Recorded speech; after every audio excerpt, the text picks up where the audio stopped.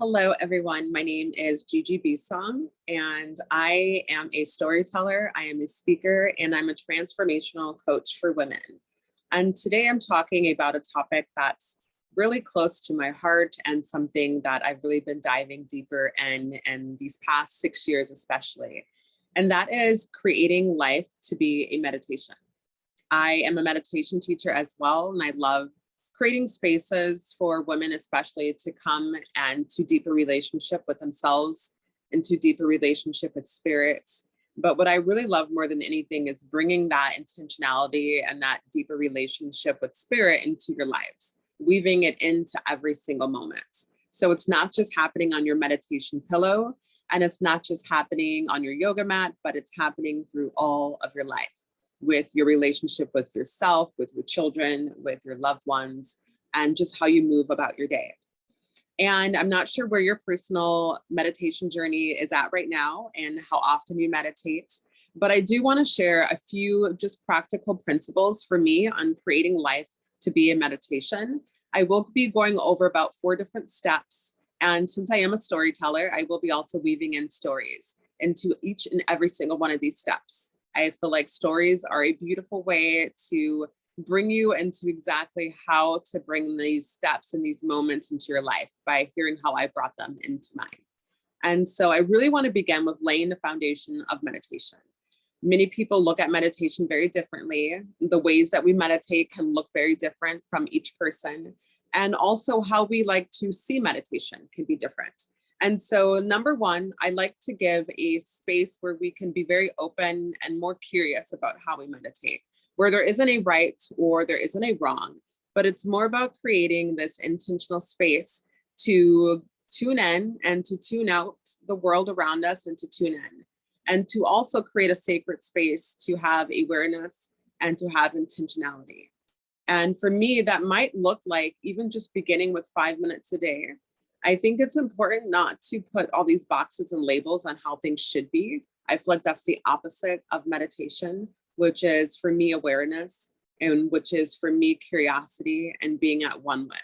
And so for me, being at one with something means that we're not shaming it, we're not shitting on it, we're not putting it in a box, we're giving it place for it to rise and for it to be. And so if you're new to your meditation practice, I would invite you to explore different types of meditations. And maybe that's guided meditations, and maybe that's going to be sitting in more silence and really just noticing your breath. Maybe that's going to be actually listening to music and actually bringing movement to your meditation. It might look like only meditating for 5 minutes a day.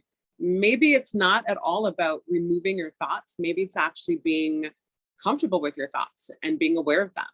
That too is like a meditation. I think we can think that we need to eliminate all of our thoughts, but I heard this one beautiful meditation teacher mention this, and I love this so much. He had said that when we sit down in meditation and we have our thoughts kind of circling around, which is normal, it's normal to be thinking. And he said also that us noticing our thoughts is meditative practice, because typically as we move about our day, we're thinking so many different things. We're feeling so many different feelings. So many emotions are moving through us, but we're not aware of what they are. So the fact that we can be aware of what actually is coming through our thoughts is very powerful. That's awareness. And there's depth to that. And so to allow space for that to be okay as well. And so that's just a little foundational piece of exploring different ways to meditate. And I also believe that it's really important to have some type of devotion. And you can just decide if meditating is something you want to do or not do. That's obviously up to you. And I think we can think that we're supposed to meditate, or this is the right time. And maybe right now, you're just having a hard time of carving out that space, which is fine. But if you are really wanting to tune in and to create more time for meditation, I would invite you to create a practice where you're going to devote to it. And again, whether that's 5 minutes every morning, or maybe it's going to be while you're driving, but to create an intentional time and space when you're going to meditate, no matter where it is, no matter how long, but the fact that you know exactly when it's going to happen, where it's going to happen, and for what length of time, I think makes it a very simple practice to commit to. And so to explore those ways, because maybe for you, meditating on your yoga mat at 6 a.m. just isn't going to fly. Maybe you have young children, a dog to walk in the morning, and it's going to be very difficult for you to commit to 6 a.m. So if that's the case, don't commit to 6 a.m. on your yoga mat. Try something different. For you, maybe it's after you drop off the kids for school and you have that quiet drive home for 15 minutes. Maybe that's when you're going to meditate. And yes, you can meditate while driving as well. Maybe it's when you're washing the dishes after everyone in your house is asleep or doing their own activities, and that's your quiet time. And so I would invite you to use that as your meditation time. Or maybe the only time you really get with yourself is when you take a shower every morning or every evening. And I would invite you to use that as your time to meditate. Or maybe it's when you do yoga class. So as you can see, I'm kind of moving on a theme here. It's just to explore the ways that works with your life in the way that your life is working right now. The way my life is set up will be completely different than yours, and that's all right. And so now that we got that out the way in terms of just what the foundational piece is for meditation and trying to have a practice that we can commit to at least once a day or maybe 3 times a week, we can now start to bring those same practices into our lives. And so if you're just beginning, that's one reason why listening to guided meditations might be helpful, especially if you're a person that feels you're not really tapped into your imagination, or you're not really tapped into being able to hear the soul of yourself and to hear spirit speak to you. Maybe you're just not able to right now, and that's all right. And so I do believe that guided meditations can be a great way for us to tap into that space, even if we're being guided by another person. It'll help us be able to weave that into our lives. And so if you do have a pen and paper handy, I would invite you to get that out right now. I will go through these 4 different steps on how to weave meditation into your life. And the reason why I think it's so beautiful to weave meditation into your life is that it's no longer a practice that's separate from your life. It's actually a part of your life. It is now living life in a way that is more playful, more in imagination. It's a way to live your life more with intention, with creativity, more with purpose, and more actually tuning in and rooting into the fact that you are the creator of your life. And we don't have to be numbed out, that our life can feel a little bit more magical, a little bit more open, a little bit more receptive. And it's a way to actually be able to hear the messages and the wisdom of our soul. I do believe our soul, our spirit guide, however you like to identify that, is speaking to us in every moment, all day long. And it's speaking through us through our body, it's speaking to us through the wind, through nature, through the beauty around us. But when we're so busy moving and running around and kind of numbed out and checked out because we're just moving from task to task, it can be hard for us to hear exactly what those messages are. And so living life as a meditation brings us into a space where we're a little bit more open, a little bit more receptive to tune into those subtleties that might be hard to tune into when we're moving so fast through life. And so step 1, which I think is a beautiful way to bring meditation into your life, is meditation can be a space where we're being at one with all of us. And what I mean by that is there's so many different parts that we all hold. So yes, I'm a public speaker, storyteller, and that can be one part of me. The one part of me could be very creative and very tapped in, very tuned into spirit, but I also have other parts of me. I have parts of me that feel insecure or that feel quiet, parts of me that feel sad or that feel confused. There's all these different parts of me, all these different layers. And of course, there's one layer that shows up in front of camera and where I'm tuned in and I have a message and I can share it very clearly. But then there's other parts as well that are moving throughout my day. And if we're in a place where we're looking at one part of us is better than these other parts, we can be disconnected from our own selves, let alone disconnected from people that we love and people in our lives. And so for me, meditation is a way to actually connect myself to all of me. It's actually to bring oneness, to bring harmony to all the parts of me. When I get quiet and when I'm actually slowed down, I can tune in to what's wanting to rise. I can tune in to all the parts of me. And I'll give you an example in my own particular life. And I do have a pretty consistent meditation practice, or used to have a very consistent morning meditation practice. Now my meditation practice is more woven throughout my entire day. And so what I mean by that is there's different moments in my day where I'm just really tuned in to all the subtleties and I'm kind of in a meditative space. And so this one particular day it was in the evening and I was washing dishes and I was home alone.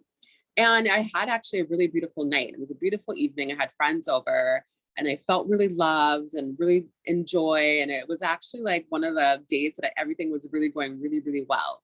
And so I say that to you just to let you know that sometimes there's emotions and things coming through that are not particularly reflected about what just happened. It could just be things and emotions and feelings and vibrations that are, older or that might have been sitting there for some time that just want to be looked at, that want to be seen, that want space to be held for it. So I'm washing dishes and I just noticed this tight feeling in my belly. And I immediately stopped. See, if I wasn't in a meditative space, I wouldn't have noticed. I would have bypassed it. I would have just kept moving and was like, I need to keep washing dishes. This is what's important. But I knew that whatever that tightness in my belly was really needed space to be held for it. And so I placed my right hand on my belly and I actually spoke to it as if I was speaking to a child. And I asked it what it needed from me. And I listened. And it guided me to actually go to the living room to lay out my yoga mat. And I did just that. And I laid down and I had my hand still held on my belly. And I started to slowly breathe with it.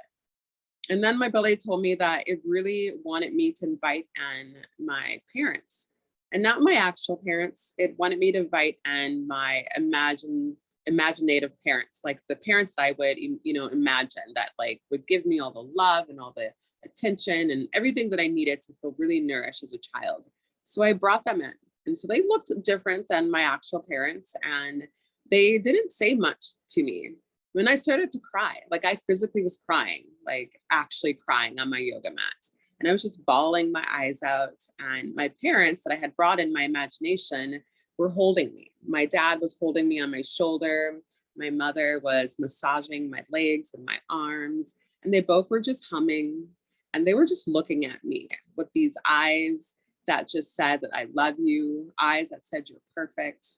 They just gave me the sense of being held by the way that they saw me. And it was very nourishing as they sang to me.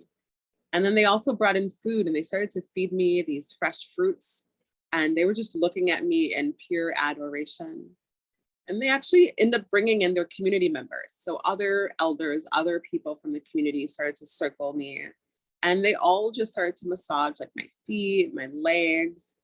And I just sat there crying and crying and crying and feeling so loved. And I did this for about 40 minutes. And it was exactly what I needed. I needed this to connect with all of me. You see, I wasn't just at the sink washing the dishes, connecting with the part of me that needed to get this task completed. I was connecting with my body. My body was letting me know that there was something inside that wanted to be met. And I would not have heard that. I would not have been tuned into that if I wasn't already in that meditative space, in a space where I was curious, in a space where I was tuned in to what was happening with my body. And so that's an important thing of really stepping into that step of being one with all of you, is when you hear those nudges in your body, not to bypass them, not to just keep eating or just to keep running the task. Sometimes you do have to get things done. But even in those moments where you're like, I have to get the dishes done because I have to go pick up the kids right now, those moments do happen in our lives. And so I feel like in those moments, what we could do is also place our hand on our belly, if you're feeling it in your belly, and let that energy, let that emotion know that you don't have time to be with it right now because there are things that really need to get done, but that you hear it and you honor it and you want to spend time with it and let it know maybe when you can. Maybe it's going to be later on that night. Maybe it'll be in the morning when you have your morning shower, but to actually speak to that part of you. And that's acknowledging all of you. It's not just acknowledging the person that needs to get tasks done, but it's acknowledging also the part of you that wants to be met. And so that is step one. The power of bringing meditation into your life is to be at one with all of you. And the second part that I would recommend you to invite in when it comes to bringing meditation into your whole entire life is it connects you with spirit. It connects you with God. It connects you with a higher power. And one of the ways that this has came into my own life is I will share the story that I'm actually a mother. So my son right now is 20 years old. So I had my son when I was pretty young. And I remember when I had my son, I was stressed out because I wasn't prepared to be a mother all of a sudden. And I was a single mom. His father was not involved. And so I had a lot of guilt, a lot of shame, to be quite honest, that was tangled in with that experience. And so I wasn't at a place where I was excited to be a mother. I was more worried and I was stressed out. And so while I was carrying him, I wasn't doing the things that I would have loved to have been doing, which was tuning into him and singing with him and speaking to him and preparing for our life together. I was more in a state of panic. And so I was walking in the woods this one day. So my son at the time would have been maybe 16 years old. And I had this call. And again, this is why bringing in life and like weaving in meditation into your life is so important, because you can hear the calls when they show up and you actually listen to the calls. And so I had a call, meaning I heard a very clear voice that said to me, go into nature. So I listened and I just kept driving and I found this beautiful walking path right in the middle of the woods. And so I parked my car and I went on a walk. And I sat down at different moments and started to write and journal. And at some point I realized, I think I'm complete here. So I'm about to leave. And mind you, I hadn't seen any type of life or birds or squirrels or anything while I was out in the woods, which was really interesting. But I just continued to make my way back to my car. And as I was walking, I saw this huge, gorgeous tree above me. And I really connect a lot with trees. And I just felt this feeling that I was supposed to stand under this tree. So I listened and I did just that. I stood under this tree and allowed this tree to become one with me, hearing its beauty, taking in its magnificent body. And I took in a few deep breaths and soon I was complete. And so I started to proceed my way back to my car and walked away from this tree. And I heard another voice, a voice that told me to look up into the sky. And when I looked into the sky, I received this clear message to place my hand on my belly. And that's exactly what I did. And I had this intuitive knowing that I needed to speak to my belly as if my son was being carried within me. My son's name is Sadiq. So I placed my hand on my belly and I said, Sadiq, I'm so excited to give birth to you. And I love you and I can't wait until you come into this life and that I can hold you in my arms. I cannot wait for this life that we're going to create together. I cannot wait to get to know you, to learn your soul, and to bring you into this world and to be your number one guide. And I continued to talk to him as if I was carrying him in my belly. And I did this for, about 4 minutes. And then I had this smile on my face and I felt so complete. And this message came to me from the connection I had with spirit, with God, through the tree, through the sky, through the nature around me. And I took in a deep breath and I knew that that moment was very significant. It was almost as if I was repattering that old pattern of giving birth at a time when I wasn't ready and feeling shame and guilt. It was as if it was repattering that old shame and guilt. And that was a clear message to me from God. And then I proceeded to keep walking back to my car. But then I saw this beautiful yellow butterfly, the first thing flying around that I saw all day while I was at the woods. And I was just like, wow, I haven't seen any butterflies, any birds, any squirrels or anything. And so I was really taken back by it. And so I followed it with my eyes. So the butterfly actually ended up flying to my right and there was a path there. And the butterfly landed on that path. And I just stood there waiting, watching it, waiting for it to fly away. And it just wouldn't move. And I remember asking myself, why is this butterfly not flying away? And I answered the question. I said, maybe it wants me to come to it. So I walked over to the path, stood right next to the butterfly. And immediately when I got there, the butterfly started to fly up and it was dancing right here around my third eye. And it just was dancing for a while. And then it flew away. And when it flew away, the butterfly now became two. One went this way and the other one went that way. And that was a very magical moment for me. I went straight to my car and I cried and I journaled and I journaled. And to me, that butterfly just really was significant in terms of me and my relationship with my son. And it was letting me know that it was with me, and that that was a significant moment of me repattering that old grief and old shame, that that was very important in the direction of me and my son's relationship. And we were both able to fly, even if it was in different directions as he was getting older.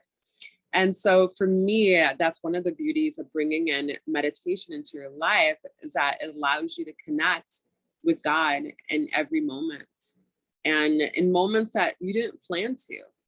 And it's only when you're in a space, in a meditative space, where you're very slowed down and you can listen and you can hear the messages of your soul, you can hear the messages of God through the wind, through the trees, and that you can take action off of that. You trust it, and that you can take divine action. And so that's one of the beauties of bringing in meditation into your life, is that it allows you to connect with God, with spirit, with your higher truth. And the third reason, and the third way to actually bring meditation into your life, is to hear your soul's true language.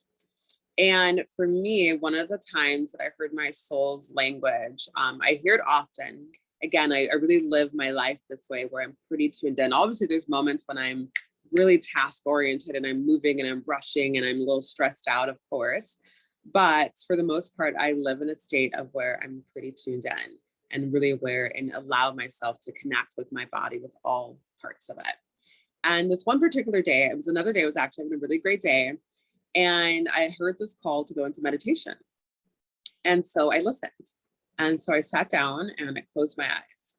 And as I closed my eyes, the meditation just came to me, like literally. Like I didn't create this, it literally just came to me. So in the meditation, I was with my elder. So it was me, an older version of myself. She was wise, she is strong, she's rooted. She has this very grounding, calm energy. There's this energy about her that's just really wise, where she doesn't have to say a lot. You know, if you notice that people that hold a lot of wisdom, they'll share things, but it's usually without a lot of words. It's really clear, really concise, and very piercing. And that's how she was. And in the meditation, I was crying again. There's a theme here. So I was crying in the meditation, like hysterically crying. And my elder, she wasn't trying to get rid of my tears. She wasn't worried about my tears. She wasn't worried about me. Whereas you can understand that in the world, sometimes if you are with someone and they're hysterically crying, you kind of want to fix it. You want to resolve it. You want them to stop crying. Giving them Kleenex, you're like, it's okay, stop crying. All those different messages are happening. But my elder, she had this very clear sense that tears are just fine. It's a human experience, but I know your soul. Even though she didn't say this with her words, with her mouth, but her energy was sharing this with me. She was like, I am not worried about you. I know exactly who you are. And I understand the human experience is hard. So I'm allowing you to cry, and I'm holding space for you. And there's nothing for me to say. I just need you to have the space to actually release the tears. So she did that, just that for me, allowed me to release the tears. And soon after that, she placed her arms around me and she looked at me and she said, can I show you something? And I said, yes. So in the meditation, we both proceeded to stand, and she held my hand and she walked me over to this well. And this well, I peered inside of it and I saw all these gorgeous colors. And with words, I can't even express to you the beauty of these colors. I mean, they were just out of this world. It's like you can see the color, but it's the energy of the color that is impacting my body, impacting me.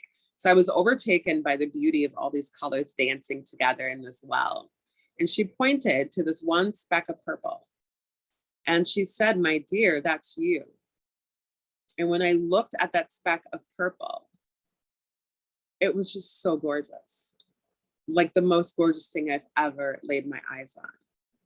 The energy of that purple speck of color was just beyond anything that words can describe. And I started laughing, and so did she. We both were just hysterically cracking up. And we were laughing because she knew I was laughing, and I was laughing because I was like, wow, I was over there crying my eyes out as if I was the most insignificant, worthless thing on the place of the planet. And that's me. That's me right there. And so that was the reflection of my soul. That was the frequency of my truth. So bringing meditation into my life and weaving it in allowed me to get a sense and to connect with the truth of my soul, to hear my soul's language. And after that, in this meditation, she asked if she can take my hand. And I took her hand again, and we walked outside, and we walked to this bridge. It was this long bridge. And all of a sudden she disappeared. And I was like, where's my elder? And I was so just like shaken up, like, where did she go? And I saw this bridge was lit up. There was something about it that I knew that this bridge was meant for me to walk on. But along the sides of the bridge were bodies. They were people like standing on the bridge. And the people's bodies were like these dark, shadowy bodies, and they were kind of hunched over. And they all looked like they were all in despair. But something about the bridge told me I'm supposed to walk on it. And so I started walking across the bridge. And as I walked across the bridge and I passed the two bodies that were on each side of me, their bodies turned to light. And I was like, whoa, what just happened? Those shadowy bodies are now turned to light. And I was a little like, what's going on here? But then I walked a little bit further up and I passed the other two bodies. And when I passed them, their bodies turned to light. And so then at that moment, I realized I'm supposed to walk on this bridge. And every time I pass someone, their bodies are going to turn to light. That's what I'm supposed to do. So I kept walking. And now I'm walking with more confidence and like clarity. Like I know I'm supposed to do this. So I kept walking down the bridge, and all these bodies are turning into light, one after the other, after the other. And then I get to the end of the bridge and I turn around. And now this entire bridge is full of this beautiful, potent light.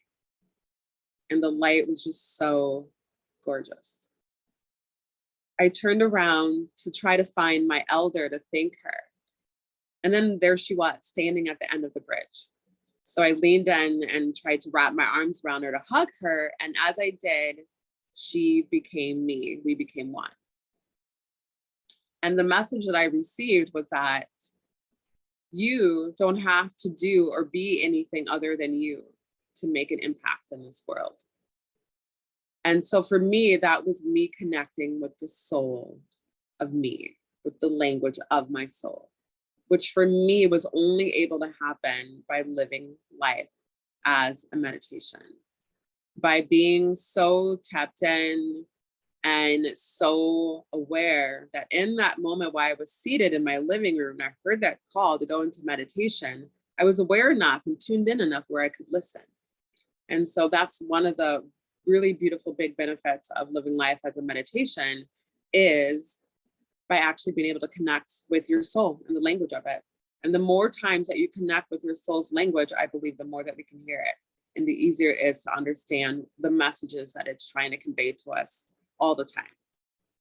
And the fourth way that we can bring meditation into our lives and weave it in is it also relaxes our nervous system by being in this like space of meditation. And so one example I have for you is through my work of holding space and being a meditation teacher and also teaching classes, is at one point in time, I was teaching in the inner city here in Minnesota. And I was going to be teaching a 4-week workshop for a high school. And at this high school, I already had one buy-in from the person that was in charge of like cutting the check for this contract, but I needed to get his assistant's buy-in. So I needed her to meet me to say, yes, I like this lady. I like what she has to offer. Let's cut the contract, cut the check. We're going to offer her the contract. So I had to have this meeting with both of them. And prior to the meeting, I was very nervous. So my nervous system was all out of whack.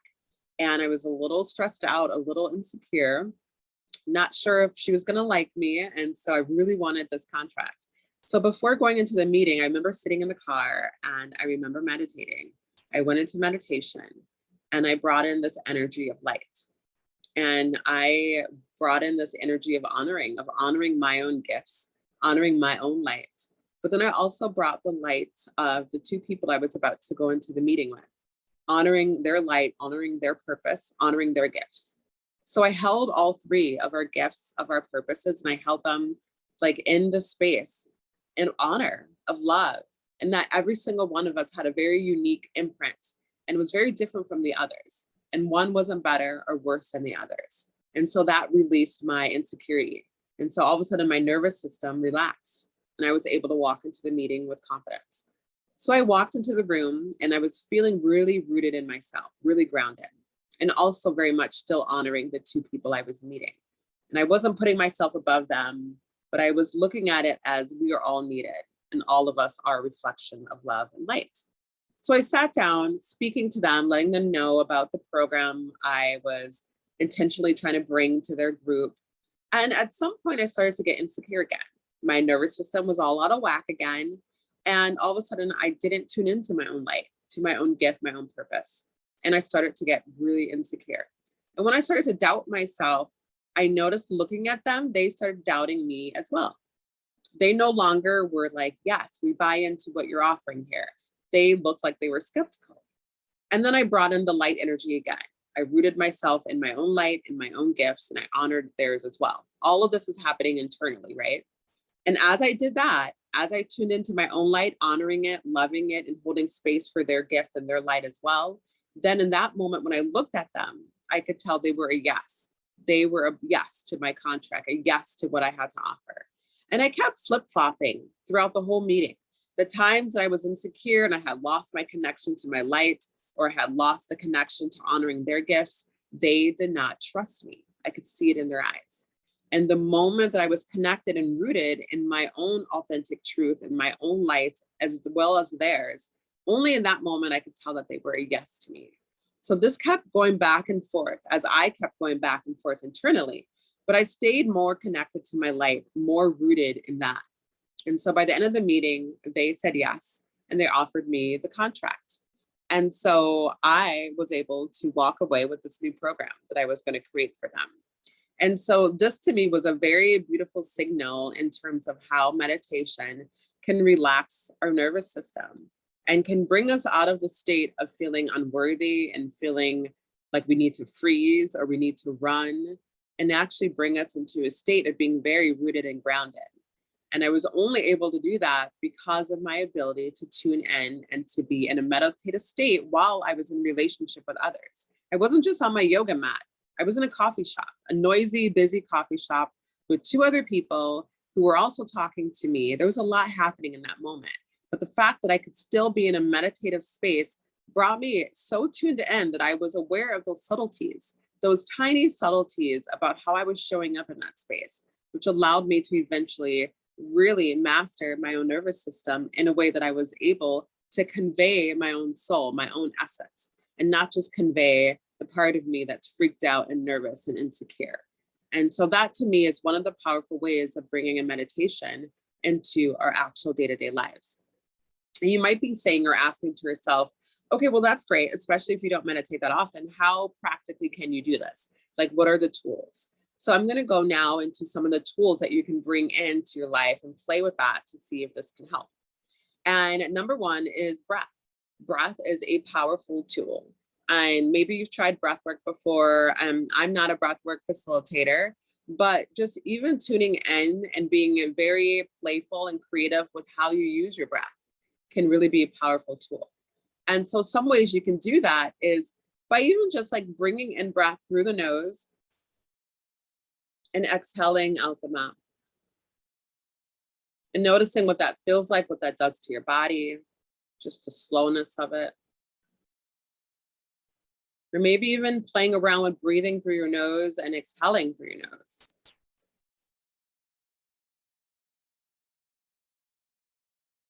Now imagine that you're feeling some anxiety right now. What if you brought in meditation to that anxiety and kind of wrapped the meditative experience around that anxiety? And breathing in through your nose. And imagining you're bringing in light, like light, love, energy to that space in your body that's holding the anxiety. On the inhale, bringing that in. And on the exhale, allowing that anxiety to move through your body and maybe move through the bottoms of your feet into Mother Earth, into a place where it's going to be held and transmuted. And so that's a very, playful or imaginative way to bring breath to what you're feeling, to bring comfort, to bring nourishment to that anxiety that's in the body. And so playing around with breath is a beautiful way to tune into that meditative space throughout your day. Or maybe you're in a place where you're just feeling really sad. You can just bring breath to that sadness. And maybe as you inhale, you say, I love you. And on the exhale, you say, I'm always here. You can bring words and mantras and affirmations, bringing breath with affirmations. And so this can be done all throughout the day, in every moment. Maybe you're driving into a fitness class. Maybe you just have a lot of social anxiety. You feel like really nervous. And instead of just being like, okay, I'm gonna go push and do this, which is fine if you want to be in that state and just push yourself through that anxiety. But what if you gave yourself a little bit of nurturing and you put the breath in through the nose into that part of you, imagining maybe even it's a little part of you, like a 9-year-old you or a 7-year-old you. And as you breathe in, imagine you're hugging that part of you. And on the exhale, maybe you're letting that part of you know that you'll always be here and you're going to hold its hand and you're going to walk in there together. Maybe that's what you're going to say. And so just moving in there like you usually do, maybe you're bringing in some inner child work where you're bringing in visualization. You're visualizing yourself at a younger age, the part of you that's maybe really afraid to walk into this big group workout class with a bunch of people you don't know, who maybe are going to be looking at you, judging you, and that just creates a lot of fear in your body. And accepting that it's okay to be scared. It's okay to have that fear and not to push yourself and push yourself down or put yourself down, but to actually hold that little part of you into your arms and letting it know that you're going to walk into that class with you, that they don't have to walk in there by themselves, that you're going to hold its hand. And so now as you're walking into the gym, you're imagining that you're holding this 7-year-old part of you. You're holding its hand, his or her hands, and you're not going in there alone. And you can even, visualize you kind of rubbing their hands, interlocking their fingers with yours, imagining looking into their eyes and breathing with them. And maybe whispering, I got you, and I'm not going anywhere. Words like that. And so this is a way that you can bring meditation into your entire life. And so whereas in the past, maybe you're just pushing through and forcing yourself to go, or maybe you're forcing yourself not to go because you're too afraid. And that's a beautiful way to do that. And even in the moments where you are too afraid to get out the car, you can let yourself know, we're going to take a nap today. We're going to allow ourselves to rest. We're not going to push ourselves to perform. We don't have to. And bringing that awareness, that care to the body in those moments when maybe you would have judged it or forced it to go in the past. And another way that you can bring in, I know we already talked about visualization, but visualizing not just the younger part of you, but you can visualize what she or he looks like, what they're wearing. You can bring visualization in terms of, just like I did in one of my meditative moments throughout my day when I was washing dishes, is I brought in my magnetic mom and dad. Like I visualized them, what they looked like and how they were treating me. That was a visualization. And even when I was going into the meeting, when I was trying to get that contract, I visualized energy. I visualized light. I visualized light coming into my body, rooting me and connecting me to my truth. So you can start to visualize light and energy. Bringing visualization to you is a very powerful tool as well. And another thing is just being in awareness and sensation, like noticing and being very aware. And sensing like those sensations in your body, like where are you feeling tightness? Where are you feeling aliveness? Where are you feeling, this heaviness? And even instead of labeling it as anxiety or as fear, tune into what is the sensation? What is actually happening in my body? And tuning into it, like closing your eyes, connecting to it in a moment. And maybe it feels helpful to place your hand on that part of you. And maybe it feels helpful to sing to it. And so opening your senses up and not allowing yourself to be too boxed in with how you have to show up with that part of you, but being very open and very curious with all the different ways. Maybe it's dancing. Movement is a beautiful way to even bring connection to those parts of you. Prayer is another beautiful way. I mean, you can go into prayer and into connection like in any moment while you're driving even. You can bring that awareness of light energy. You can imagine yourself being cocooned in this beautiful light energy. And then you can say this prayer. Maybe you're going into a meeting that you're really afraid to go into. Bring this beautiful cocoon light energy around you, wrap you into your truth, into your power, and send this prayer to ask for you to be rooted into that during the whole meeting. And maybe in the meeting, there's times where you're starting to get out of that confidence. You can go back into allowing that cocoon to rewrap you. And so these are all different tools that you can use to bring into your life. And so really just think like, oh, when I'm in a meditative space, what am I doing? Am I doing mantras?